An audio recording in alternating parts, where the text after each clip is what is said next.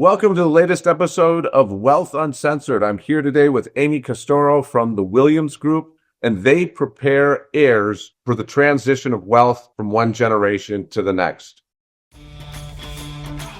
Welcome to the Wealth Uncensored podcast, straight talk about everything that impacts your wealth. In each episode, I share what I've learned through my own experience and 2 decades of helping high net worth clients structure their affairs to minimize taxes and protect their assets for the next generation. I'll also feature special guests who are experts in their own field, sharing their knowledge and experience to help you protect what's yours. I'm your host, Jimmy Sexton. Let's dive into today's show. How's it going, Amy? Really well. It's great to be here with you, Jimmy. This is a really important topic. This is something that I think are faced with a lot of families that go through and they set up the right structures, the trusts and the foundations and the will, and they do all the estate planning.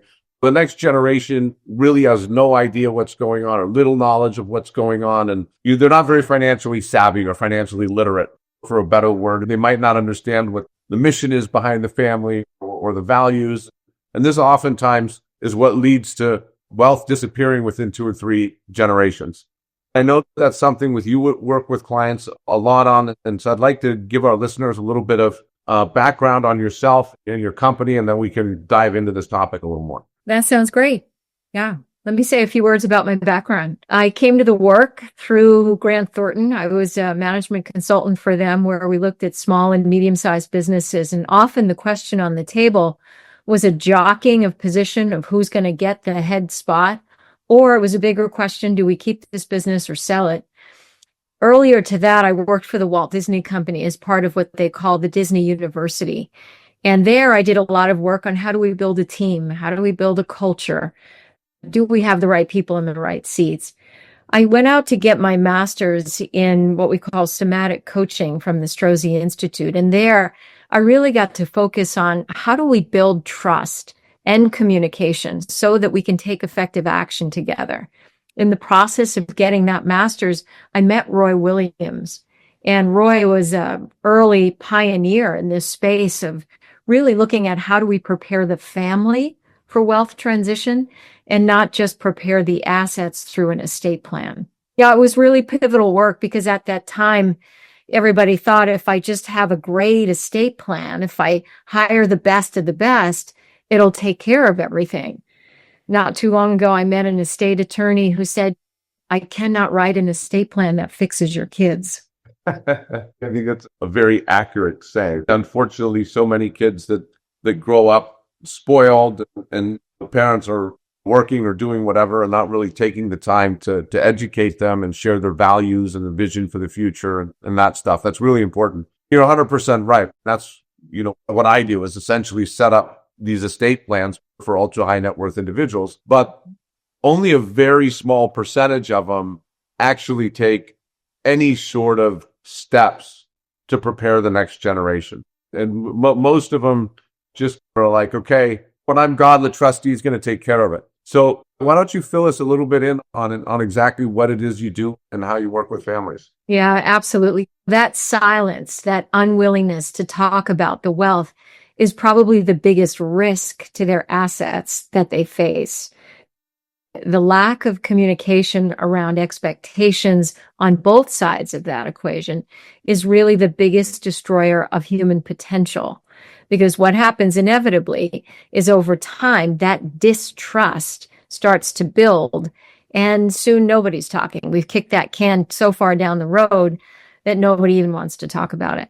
So I think Cerulli Associates these days is saying about $128 trillion is going to transition in the next 20 years. If you think about a recent study that RBC said maybe 10% of people are talking to their kids, we're looking at a massive amount of wealth that's going to transfer into the hands of people that are misdirected, if at all directed, and certainly unprepared. So the cost of that is not just some percentage will end up in litigation and how many broken hearts, but we lose a lot of the opportunity to help the world when these families break apart because of wealth.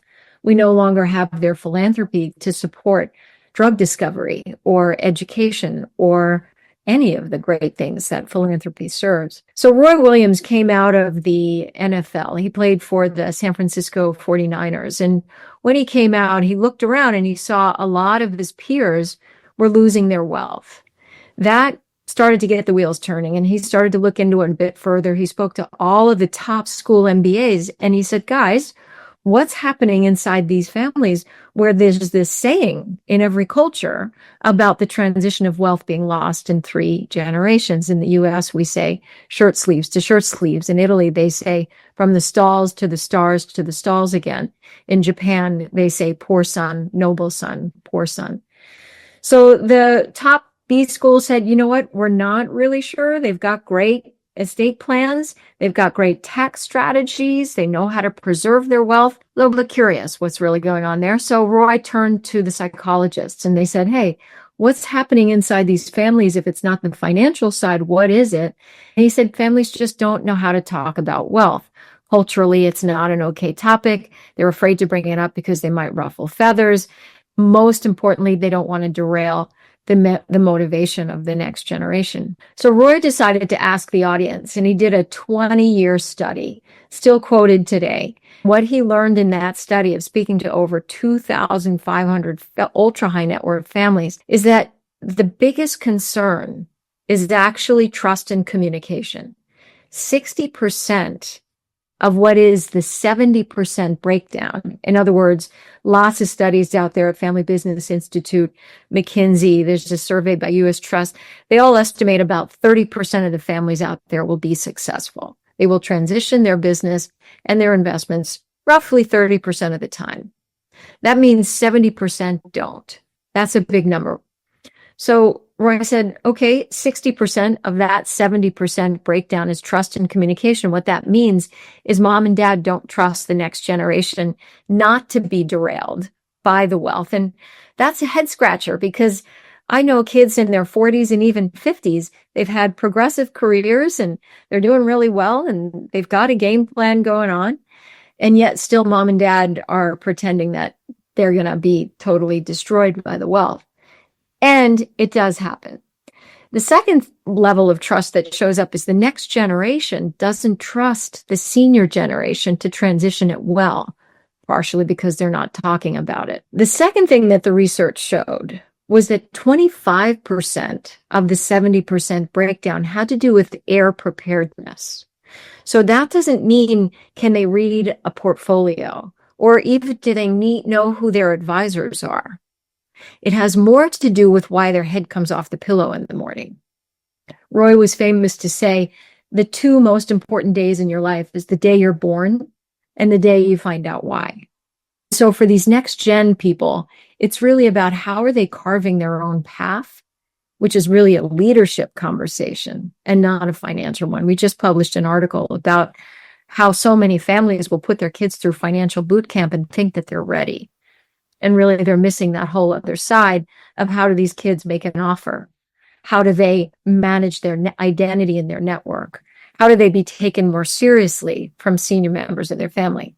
Those are all leadership concerns. The third thing and the final thing that we learned was really around values and mission. 10% of the breakdown had to do with, are we on the same page about the purpose of this? So when mom and dad sit back and they go, hey, when I'm gone, not my problem. That's really the biggest disservice because these kids all have a different interpretation of what mom and dad think the purpose of the wealth is and what each of them think the purpose of the wealth is. Great story. 2 boys inherit penny stocks from their father who had started a really impressive fund with their grandfather. Maybe not today. It would have been because we've had a bit of a dip over here, but big picture story, there was a significant amount of wealth that was transitioned to these boys fairly suddenly. Both of them had families of their own. One of the brothers raised his hand. He said, hey, you know what? 3 generations, we've done well. Let's put our kids through private school. Let's pay off our mortgage. Let's step into this wealth a little bit more than we had been. His younger brother says, not on my watch. This is legacy wealth. This deserves to go to our kids. And it's not for ours to spend. The boys could not get aligned. They ended up going to court. And after about 6 years of going back and forth, They managed to have to owe their estate attorneys money. They lost it all in that transition. So the biggest cost, yeah, there was a financial cost. Biggest cost was their relationship, their mother's broken heart because her kids aren't speaking to each other. And perhaps even more expensive was that the next generation doesn't grow up together. Could that have been avoided if dad said, sell it when it reaches this price? 7 words instead of 7 years of litigation? Probably. Most kids want to do what they would like to see their mom and dad want. They want to fulfill that vision, but there isn't a conversation about it. When we work with families, it's never how much they're going to get when. That's the receiver conversation. We pivot that conversation. So it's how can they be a contribution? All of our families come to us through a referral, either through a family that we've worked with, more often than not through their advisors who are sitting on the front lines here. And those advisors are in a bit of a quandary because these families can go into this perpetual planning place because of a breakdown in trust and communication. They're afraid to have these conversations. They don't want to rule from the grave, and yet they're not sure how to get the conversation started. So what we've done is we've actually created what's a 10-question quiz for advisors based on the research so that they can open the conversation simply by saying, hey guys, we've done a great job preparing the assets for your kids. Let's turn that conversation and start preparing the kids for the assets. A great question they can open up with is, guys, what do you think is the purpose of this? Have a family meeting. Make it an hour or 2 hours. Open the door to that conversation. Or if mom and dad are afraid to even start the conversation, promise them you're not going to talk numbers. But you would like to meet each of them and see what they're up to in their lives and what's their vision for how they'd like the wealth to impact their lives. Even better, ask them what's the conversation they'd like to have, but they're not sure how to have. All great ways of getting the conversation. You could ask them, ask mom and dad, hey, what are the roles that you'd like to see this next gen step into? Very often the oldest or the son is declared the executor. When we interview the son or the firstborn, the first words out of their mouth is, wait, what is this job? Then you find out they really don't want the job. Yeah, I don't think many people want the job of executor. It's not a fun job. As a good reason. Yeah, on the website, there's these 10 questions that advisors can use to walk through with their clients, score the back of it. It's really powerful to walk the mom and the dad through that separately or just have them complete that on their own. It takes about, I don't know, maybe 10 minutes. Now they've got a whole light shining on what is the space where if you add those numbers up, 95% of the risk is the family itself, yet everybody spends 95% of their time on that 5%, which is the estate planning. What is the process that you guys work with clients to solve this? Well, what's your sort of solutions to this issue? Yeah, we know what? We're a learning program. Our job is to work ourselves out of a job. We take them through a process that lasts, maybe it's 18 months. The Williams Group has been around for 60 years. And what we've learned is to stay in our lane. So we don't manage money. We don't offer any legal advice. Most of our clients will come through their executive team, their support, whether it's the family office or the advisors or even the accountant. Normally, they'll have done those 10 questions and they can go, yeah, we can see we want to go a little deeper on this because those 10 questions are mom and dad's perspective. We then go through something called a family readiness assessment. It's 50 questions. They can take it on their phone.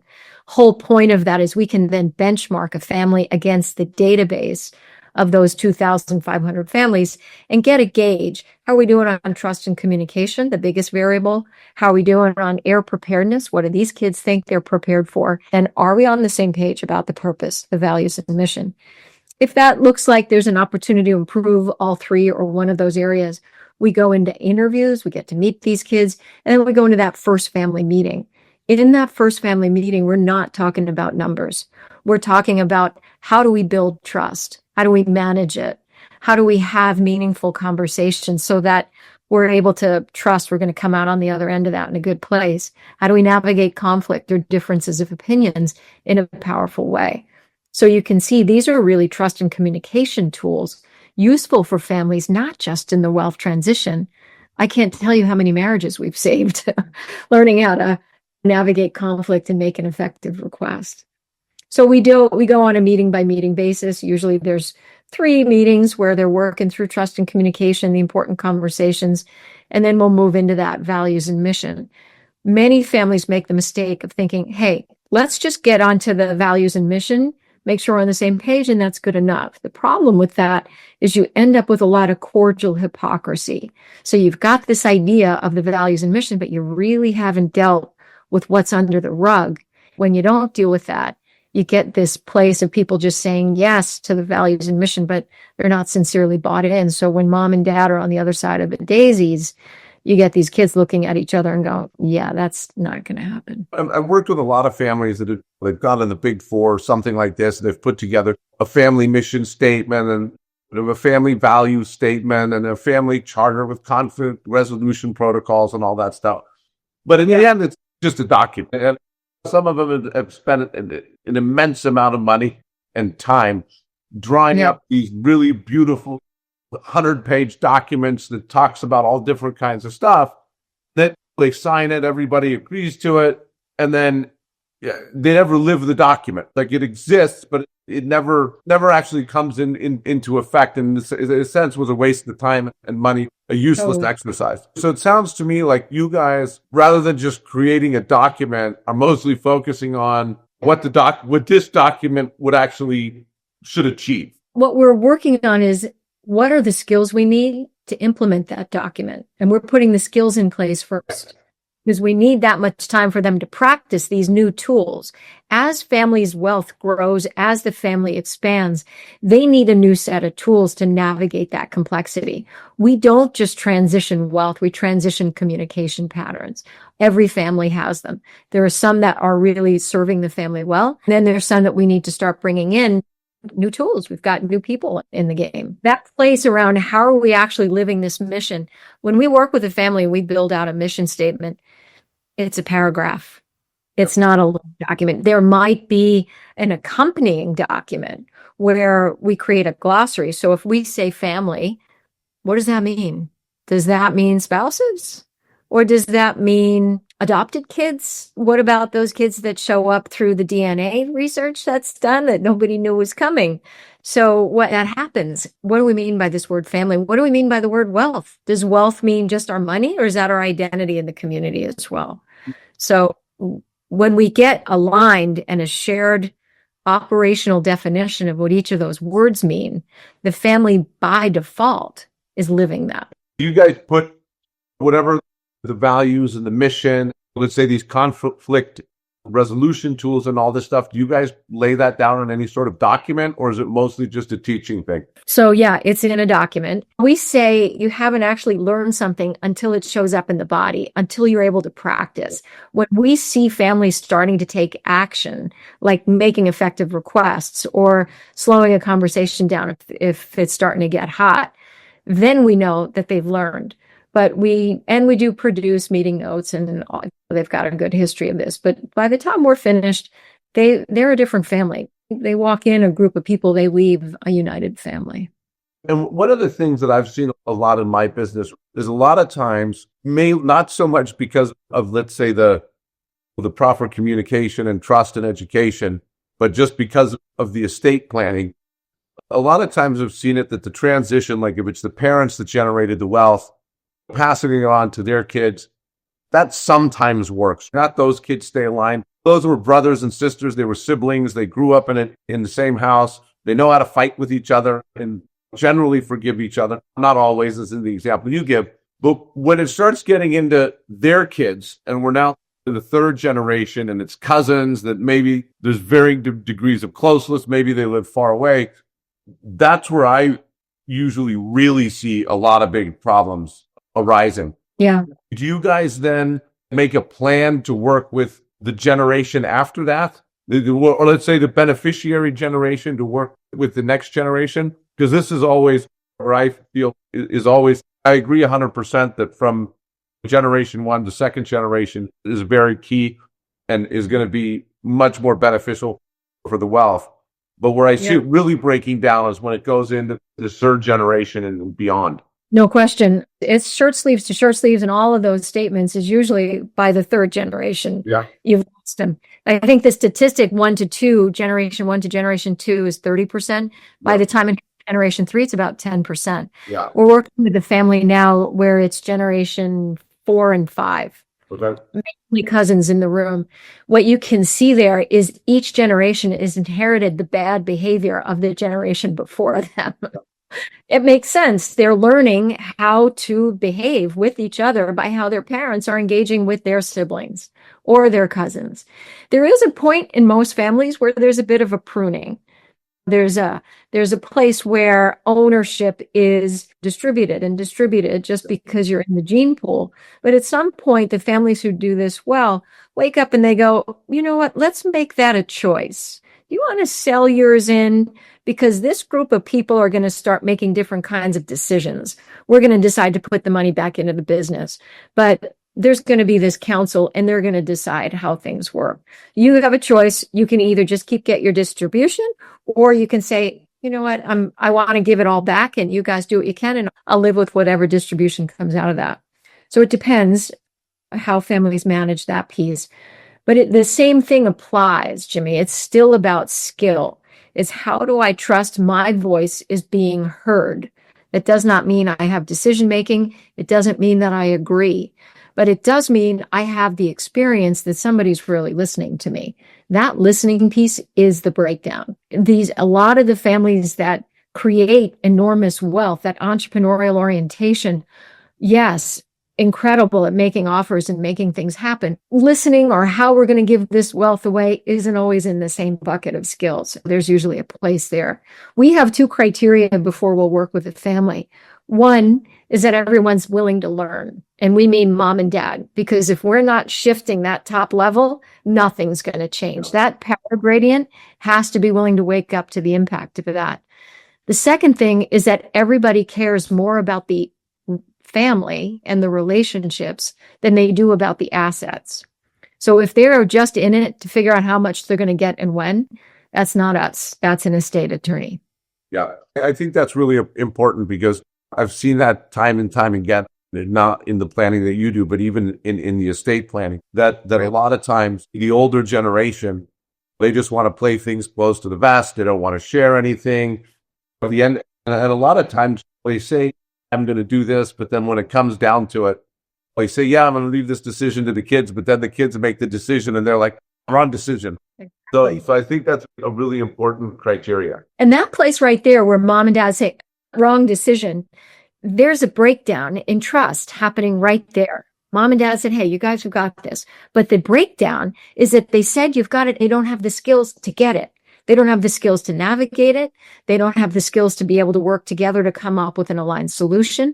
More importantly, they don't have the skills to sell it to mom and dad. That's sincerely. How do we co-design the future that we're headed for so that both sides are truly being heard?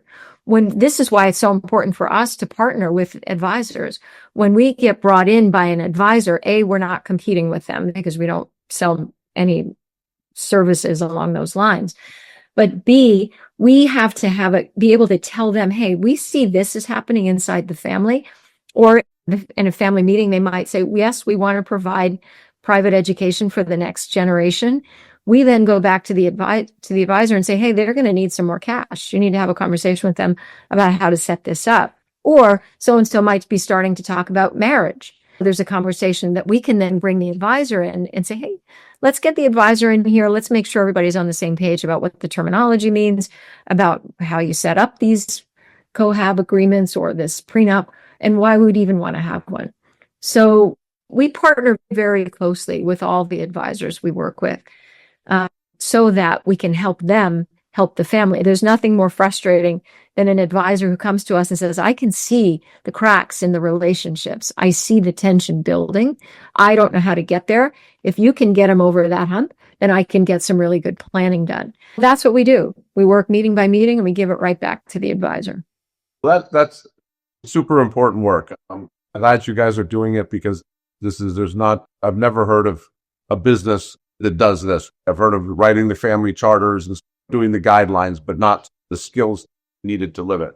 So Mhm. if somebody wanted to get in touch with you guys, how would they do? We publish a lot, so we're out there on all the social media sites in the publications. But if you just come to the website, thewilliamsgroup.org, that would be a great way if anybody wants to chat with me directly.